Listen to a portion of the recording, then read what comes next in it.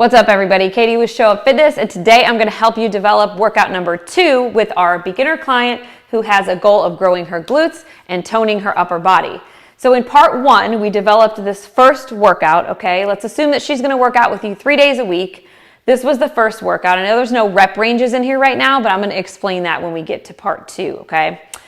So we started with 6 of the 8 core patterns of movement. So our body weight squat, our dumbbell military press, which covers our vertical push, our dead bug, which covers our accessory. Remember, single jointed movements, ab exercises, things the client loves to do, or prehab/rehab exercises if they're going through some kind of injury. And then we went into our unilateral step up pattern, into our seated row, our horizontal pull, into our accessory single jointed lateral raise. Moving into our floor bridge, which is a hinge pattern, our lat pull down, which is a vertical pull pattern, into a tricep extension, which is an accessory. All right, so we have workout number 1. I'm going to explain the rep ranges real quick before we get into workout number 2 so that y'all understand how we program the rep ranges.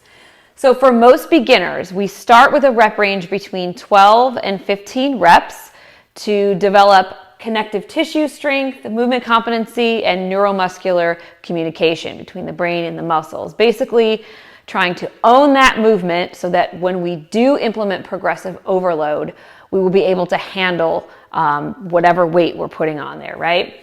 And so strengthening connective tissue. So once again, that when we do start progressively overloading, with more weights as they get stronger, we won't deal with any injuries because we'll have that strength. And then of course, neuromuscular communication. So with workout number 2, I'm going to explain some of these rep ranges as well. All we did is we took this 3rd circuit, okay, and we moved it to the 1st circuit. And I'm going to show you how easy it is to make this pretty much exact program into another program so that we're not changing every single thing. We're staying with those core patterns of movement and we're implementing the 2 patterns that we didn't get last time, okay? So we took this same floor bridge, which is a hinge pattern, and we added a dumbbell. So a floor bridge with a dumbbell. Of course, we want to get some kind of pad so that it doesn't hurt her hips. And that is a form of progressive overload, which we all know is super important for building muscle and strength and for seeing results, right? So the rep range I put here was 15, 12, and 10. All right, now everybody's going to be different. That might be too much work for your beginner client. So we can always change this rep range and make it 12, 10, 8. But as a general practice that we like to implement is 15, 12, 10 for beginners, okay?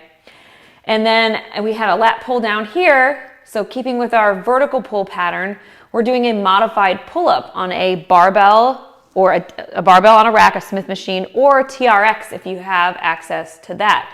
Right? So she'll sit on the floor, she'll bend her knees, and she will attempt to do about a half of a pull-up.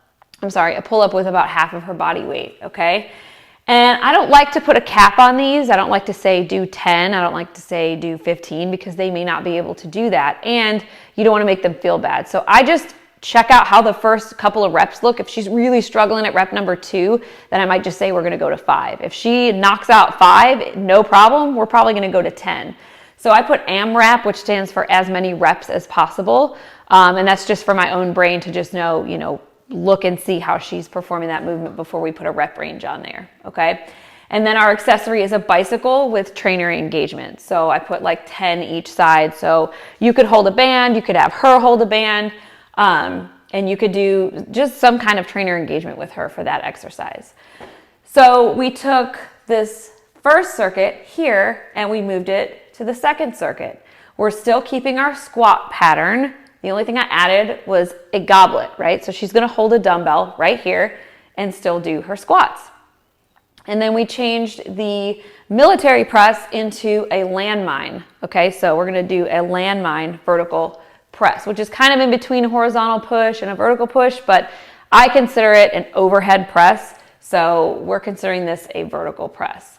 I have 12 to 15. I always like to use a rep range because you just never know, what that client's ability level is. So use a rep range, 12 to 15, 12, and then 10.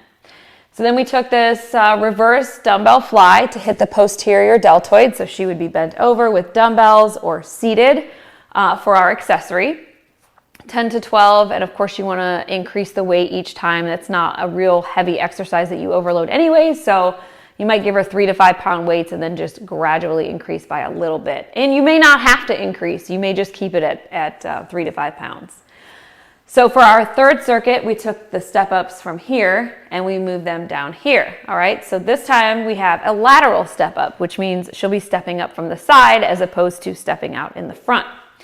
You can add a dumbbell if she's doing well with these. Now keep in mind, unilateral exercises tend to fatigue people pretty quickly. So once again, play with that rep range. You don't have to do 15. In fact, I have 10 to 12, 10, and 8 down here, okay? So as the reps decrease, you will generally increase the weight if your client is ready for that. Then I have the offset kettlebells farmer's carry, which covers our transitional pattern. So our base of support is changing, meaning we're walking with a kettlebell in one hand. So you'd have her walk a certain distance or have her walk to you, and then switch arms and walk back the other way. And we're going into our last exercise, which is an easy bar bicep curl for an accessory, right? And I have 12 to 15, 12, and 10. So now you have a Monday workout and a Wednesday workout.